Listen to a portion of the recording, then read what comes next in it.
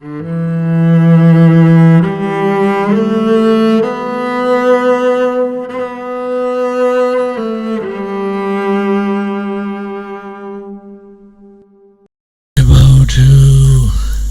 commentary on awakening mind. So I have this transmission. So we will read this first, Sanskrit. So I received this from His Holiness. So I have transmission, and I think His Holiness received this teaching from the Kunu Lama Rinpoche, a great master in the Kunu. So Sanskrit, it's called the Bodhicitta Vara Rana. So Tibetan Changchuk Semji Delpa. So that means homage to the glorious Vajrasattva. So first Sattva Buddha, because the Vajrasattva Buddha is Buddha of purification. So when Shakyamuni Buddha enlightened, became enlightenment in the Buddha Gaya, and so he also manifest Vajrasattva Buddha in order to purify our afflictive emotions and grasping mind or delusion. So special homage to Vajrasattva. So if you want to meditate on the Vajrasattva, you can do very simple things, not very complicated. Just visualize Hung letter, and then Hung letter transform into the lotus cushion. So lotus cushion, symbol of the renunciation, and then lotus cushion transform into the moon disk. So the moon disk is the symbol of the bodhicitta mind, and then moon disk transform into the sun disk, which is ultimate bodhicitta mind, or the wisdom realizing emptiness. So three principal paths: lotus. On top of that, then you can visualize Vajrasattva with a very simple, just like Vajrasattva Buddha is white color, and his right hand is holding Vajra, which is symbol of the method or the non-dual bliss or the conventional bodhicitta mind, and his left hand is holding bell, which is symbol of emptiness or the non-dual bliss. So the combination of these two wisdom and method, we will be able to purify our afflictive emotions, as well as whatever broken vows, bodhicitta vow, tantric vow, whatever it will purify. So you can very simple way visualize, and then you will, if you know the 106 syllable mantra, then you will recite at least 7 times or 21 times per day. Om Vajrasattva Samaya Menopalaya Vajrasattva Tenopadida Didu Mebawa Subukaya Mebawa Sudukaya Mebawa Anurada Mebawa Sawasit Medaya the Sawa Karma Sudha Metidam Shiram Kuruhum Ha ha ha ha ho Bhagavan Savatadak Vajramame Vada Vajabava Samaya Sadavaham. This is long mantra, but you can do the short mantra Om Vajrasattva Hum Om Vajrasattva Hum, at least easy, Vajrasattva Hum Vajrasattva Hum.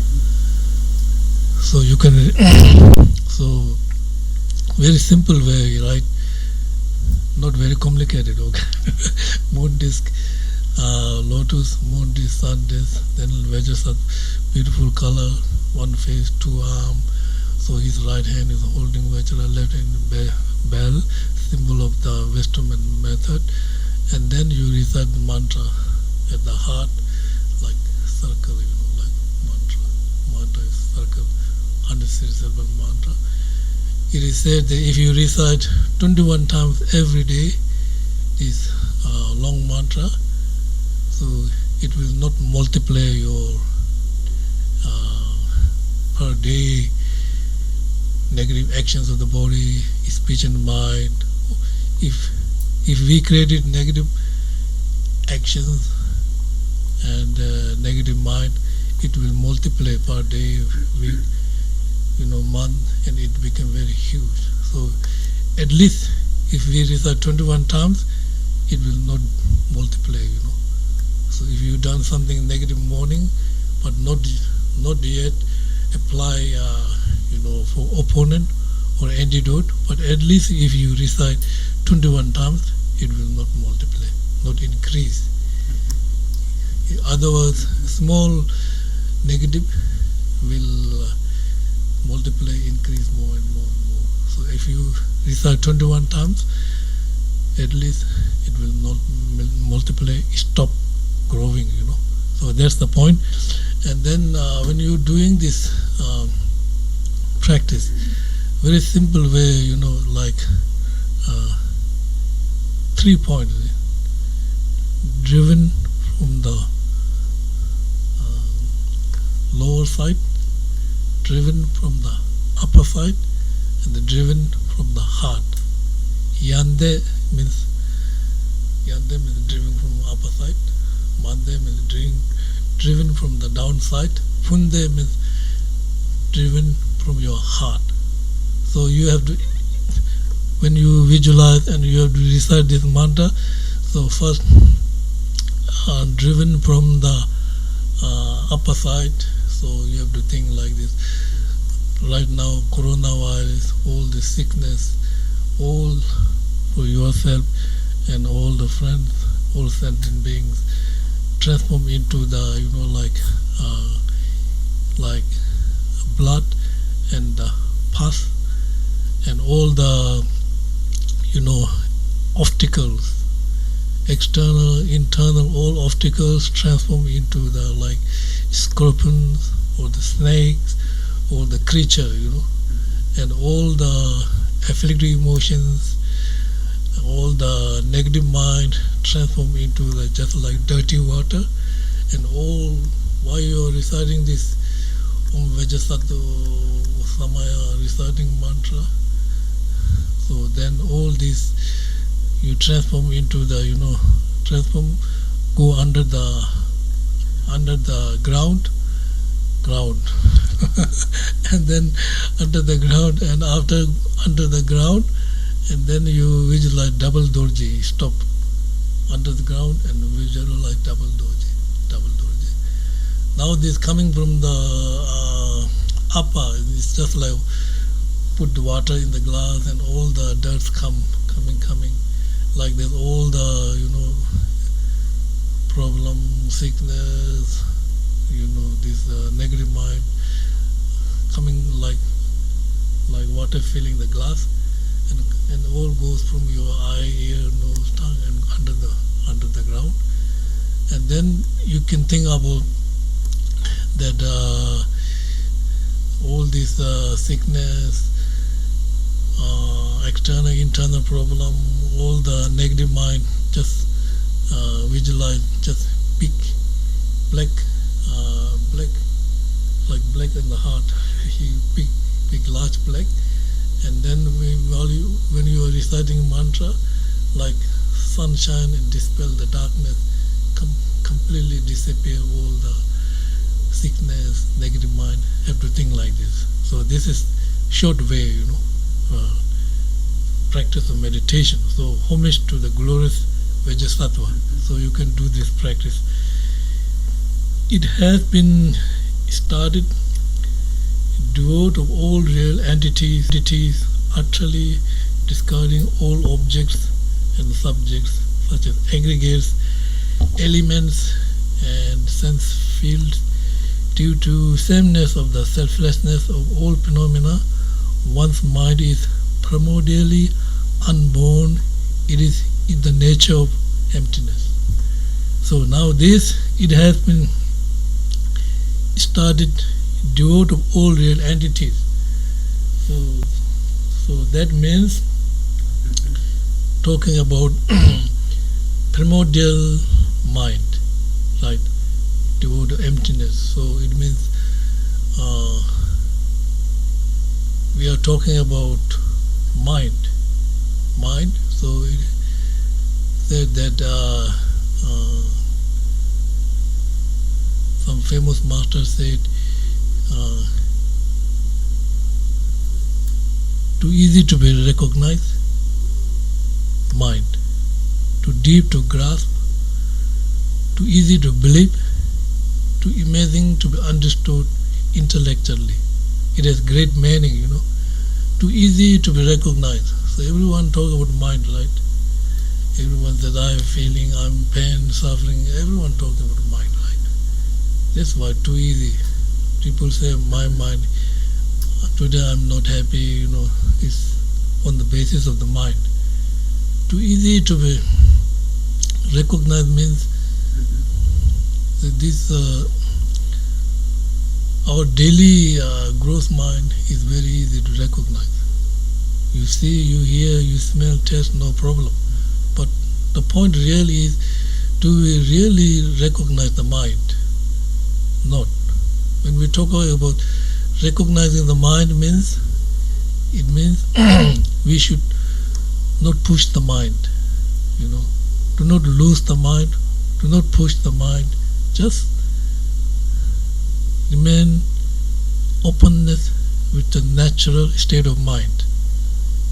We should not, because if push, mind will disturbed. If loose, mind unable to function.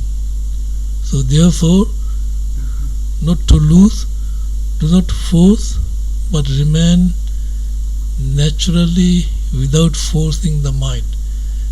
When we do like this, we will see the mind's nature is clear, luminosity. When the mind nature is clear and luminosity, we should not fix the mind. That's the problem, When we fix the mind, no fixation, but remain without force, with the openness of the mind. Too easy to be recognized, that's the point, you know what I mean.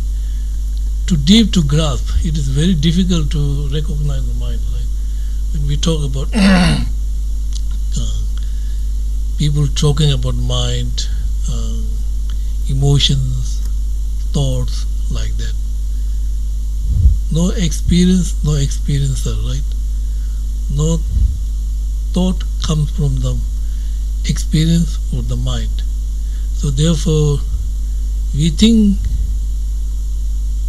we will grasp the mind, but not, because our dual mind, subject, this is here, subject, object, dual mind, become different entity. We are not making oneness with the subject and object. You know what I mean?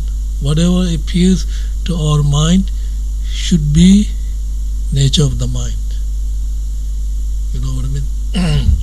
When anger arises, we split the subject and object, and mind became dual mind. The dual mind create all this problem, thought, emotion, experience. When object, subject become oneness. So oneness means appearance of the nature of reality.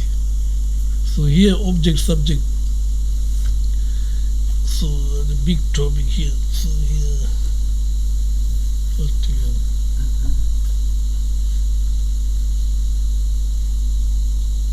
Object and subject, right? So we have different,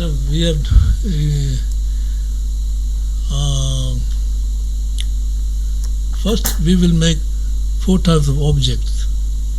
Number 1 is apparent object. Number 2 is apprehended object. Number 3 is focus object. Number 4 is imply object. So we have 4 types of object. We will make like this. Apprehend object, right?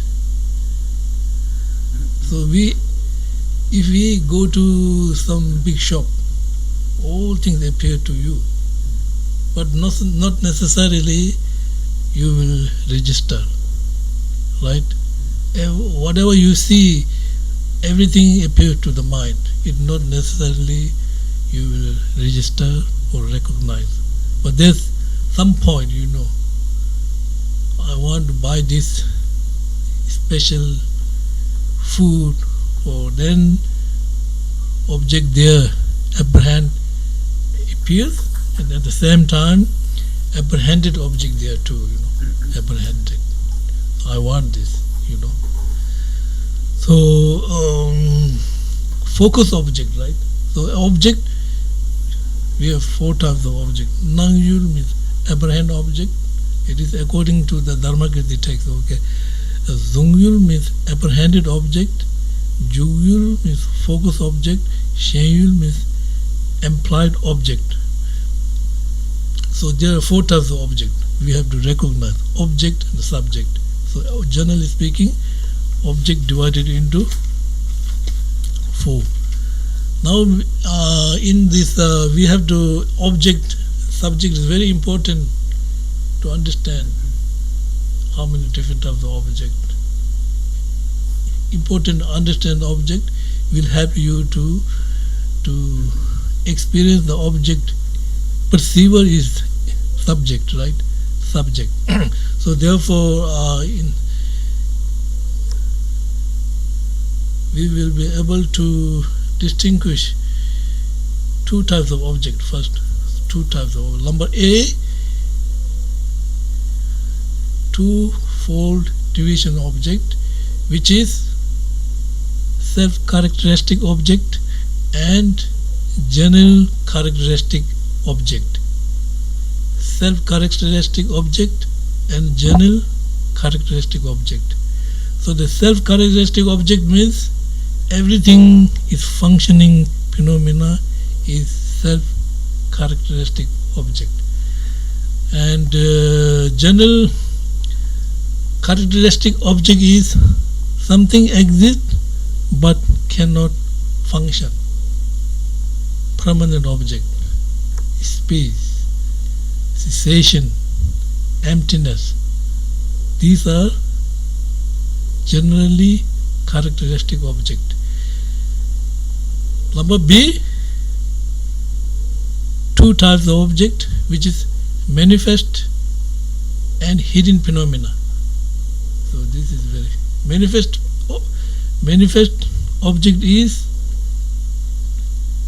sound, smell, taste, tangible. We see, we hear, we smell, all are manifesting, no need to prove anything, That's the manifest object. Hidden phenomena, right? So we can't see, but something do exist. You know what I mean? So that should be realized through reason or inferential valid mind. So therefore, number B, manifest and hidden phenomena. Number C, compositional and non-compositional phenomena. Compositional phenomena are functioning phenomena, which nature is changing, sometimes there, sometimes absent. Non-compositional phenomena always there, permanent. And number D, negative and affirmative phenomena. So what is negative phenomena? Affirmative phenomena. So affirmative phenomena is, if I say table is affirmative phenomena. If I say table is absence of elephant, then negative phenomena. You know what I mean? So emptiness is negative phenomena. All others, conventional truth is affirmative phenomena. Whatever was, book, everything, E, 2 types of object, which is contradictory and non-contradictory phenomena. So now contradictory, you see the contradictory is very easy. Like if I say something like this, grasping mind and wisdom mind cannot go together, right? Light and dark cannot go together. It's contradictory. Contradictory. Non-contradictory phenomena. So non-contradictory phenomena means if I say this cup is impermanent because if it's functioning, then no contradictory. Any functioning phenomena should be impermanent or the changing. So no contradictory. Something like that. I'm giving you an example. F, apprehend and excluding phenomena. Apprehend phenomena means so when we have generic image of the cup, there is apprehend, image. Not you see the cup, back to your home, you have image of this cup. Apprehend, right? And excluding phenomena means very clear appears of the object. So there's excluding. G, general and particular phenomena. This is easy, right? What is general phenomena?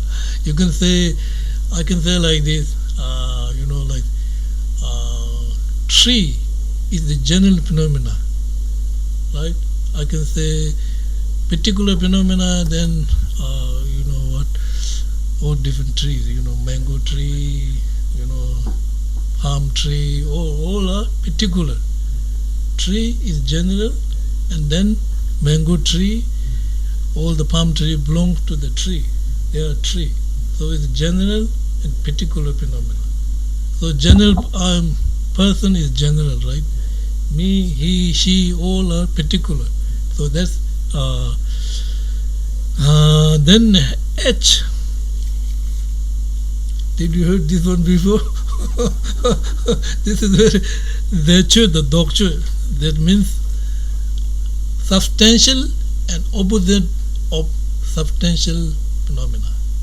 So the substantial means it should be mind. Mind is substantial phenomena. Experience, opposite phenomena is not mind. So this is opposite of the mind. Substantial phenomena. Vechu Dokju. And we have definition and defined phenomena. Did you hear this definition in the defined phenomena? It's called the Tsenyi and Tsunja. So if you have vast, what is the definition of vast? Definition of vast is what? What is called this one? What's called in English? If cup, this is cup? Maybe cup is easy, Yeah. Cup here. So this is this handing, all this circle, or inside, all are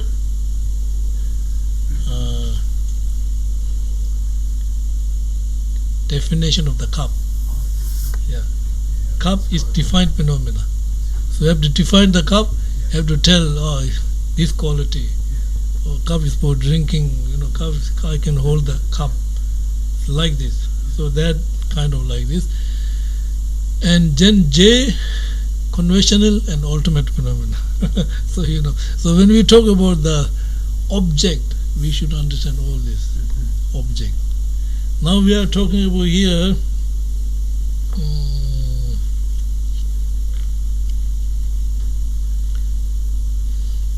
object and subject.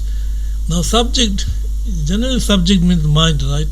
It should be, say, perceiver. Perceiver is not necessarily mind, right? Person is perceiver. You say, I perceive this. Person, right? You are the person. I perceive this. He perceives this. She perceives this, right? I, he, she is not mind, right?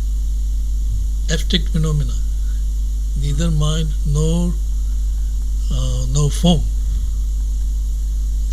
Demin Duje, Tibetan. Demin Duje means neither mind nor form. I, self, all belong to that category, right? You say self is not mind, right? Self is not mind. Soul is not mind, right? Not mind, right? Soul not mind. It's not form, right? But it do exist, right? So it should be abstract phenomena, neither form nor mind. So perceiver is not necessarily mind. Okay, person, I perceive this, she perceives this. You know what I mean? So that such a aggregates, right? 5 aggregates. Aggregates of form, feeling, discrimination, compositional factors, and the consciousness. 5 aggregates. Now when we talk about element, we should understand 18 elements, which is the base of understanding emptiness. 18 elements. So 18 elements are according to the here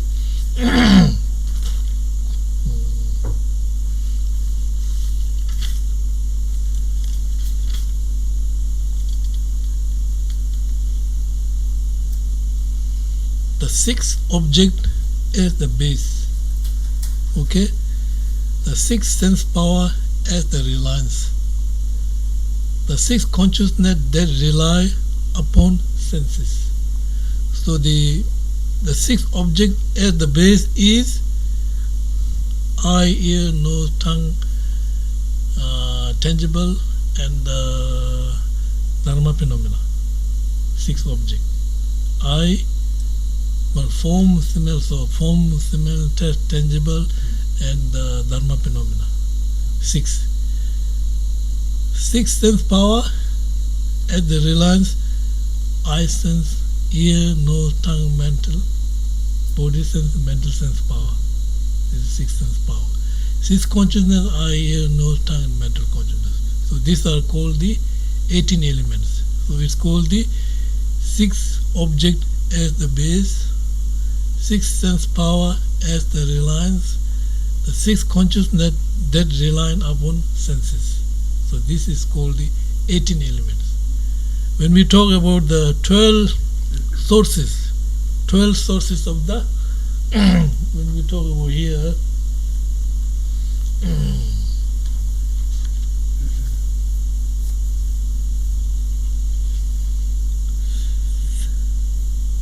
sense fields, we are talking about 12 senses, 12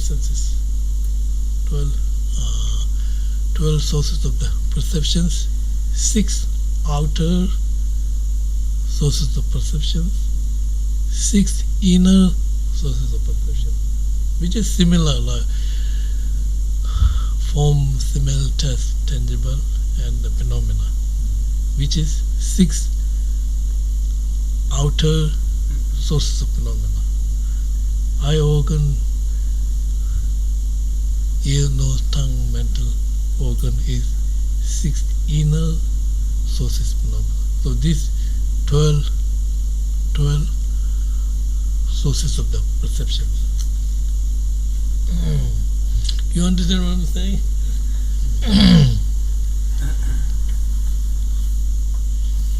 Due to the sameness of the selfless and all phenomena, one is mind is primordially unborn, it is nature of emptiness. Right.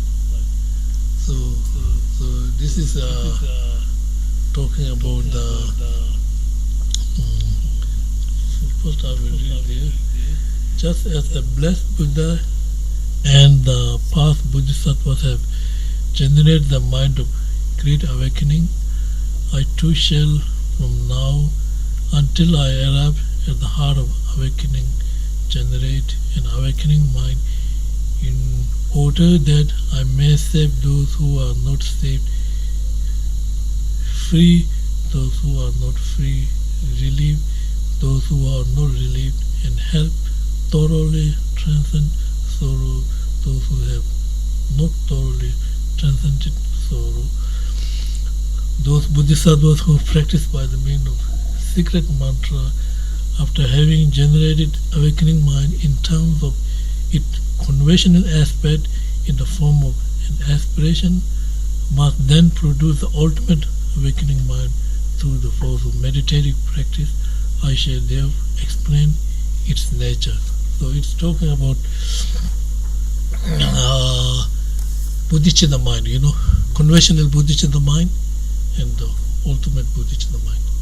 So the conventional bodhicitta mind, and then after, when we have the realization of the conventional bodhicitta mind, then we have to focus on the ultimate bodhicitta mind.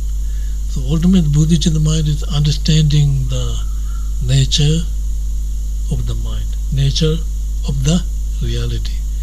So therefore, the Shantideva, first he paid homage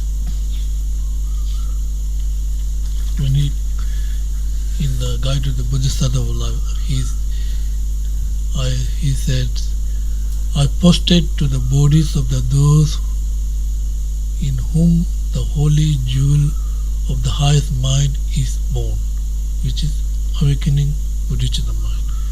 I take refuge in those sources of the great joy. People who have this mind is holy people with great joy who lead to the bliss. Because if we have this mind, we will be able to the ultimate bliss, ultimate enlightenment, not temporary bliss, but ultimate bliss.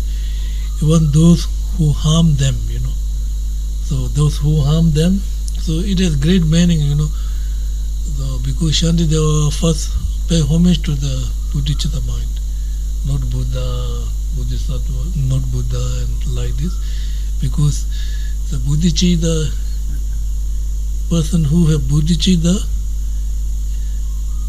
became holy person, and he pay homage to the bodhicitta mind. So it means, generally speaking, some people, criticize the bodhisattvas, criticizing and saying very bad things to the bodhisattvas. There's no way it will bring good result. But one exception is it make relationship with the bodhisattvas. If there's no relationship, bodhisattva will not help you. So somebody criticize bodhisattva and saying lots of bad things, but one way, there's no way it will bring the good result. But exception is make relationship with the bodhisattva, and he or she will be able to help you when you have suffering and pain, and then they will appear in front of you and they will show you the Dharma. That's how they make relationship with the bodhisattvas. This is Shantideva saying, one harm thought, we have to make relationship with the person, otherwise cannot help you. You know what I mean? So that's the point. So the bodhicitta. So we are talking about here, bodhicitta is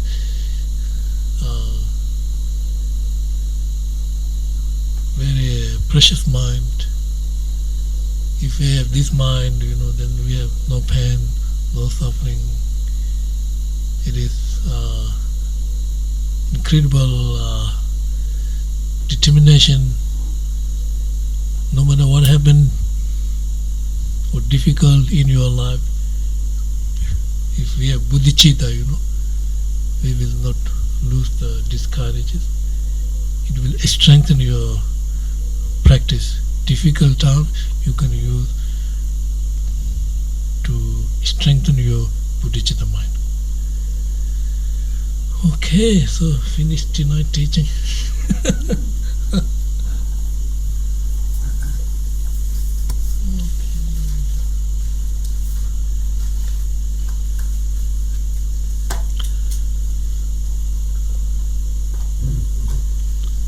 Alright, next time I will read more, keep going reading.